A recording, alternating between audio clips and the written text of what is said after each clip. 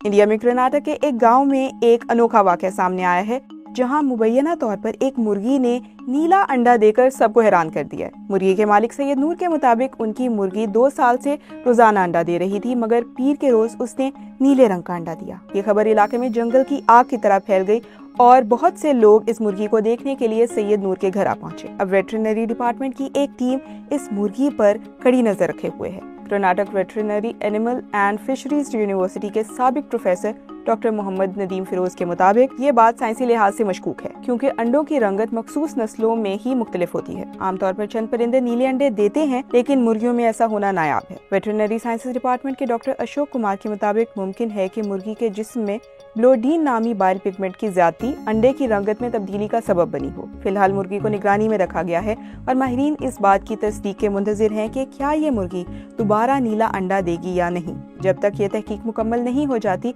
सैयद नूर ने इस अंडे को फ्रिज में महफूज रखा है।